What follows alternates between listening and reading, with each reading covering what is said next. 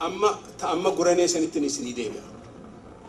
Amma guranee amma gaa isiniin je'ee Oromoon naannawa san bara 10,000 caalaa namni garii afaan gartee funyaan makeenya muranii afaan nuuhaanii bar isin dheengadduma dhuftanii eeguma amma guranee Habashaa gartee inni dha'ee Gondarii fi Tigree bira dabarsee haga Mitsiwwatti achi galchee bar eegasuma faa booda dhuftanii jaan kun dhugaa miti.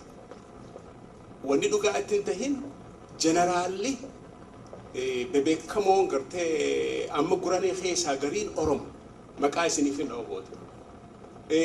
Maali akkamitti maqaa kana arkatee yoo kanaan jettan taate kuni beekamaadha. Sheekh Ahmed Haramaaya, Abdurrahmaan Daammoota, Sheekh Aliyyi Guranee nama meeqaa beek Sheekh Aliyyi Guranee mi harkanaa baasa. Rabbi rahmata godhuufi Sheekh Aliyyi Guranee, Sheekh Amiin Kharroo namni biyya ifiititti Abdoo Arsii, Sheekh Hassan Jaaja ja'anii namni jira.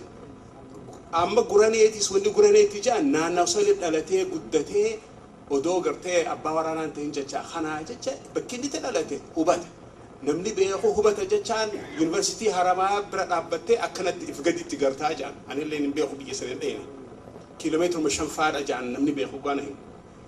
Namtichi warra gartee waraana diviizhinii 3 jajjabaa qaba sadeessan keessaa tokko hawaanni godhu. Namicha hargaaya warra hargaaya warra ja'anii tokko. Amma namtichi isaaf gartee waraanni gruupiin tokko namicha hargaaya ja'anii gaggeeffama. Hargaaya jecha maqaa kana namni dhageeni jiraame malee. Hargaaya maqaa Oromooti biyya Oromootiis amma fakkeenyaaf anummaanu maqaan kiyya Mahdii Haamid Muudeeti, Muudee Urgeeti, Urgee Waariyooti. Wario hargaya liban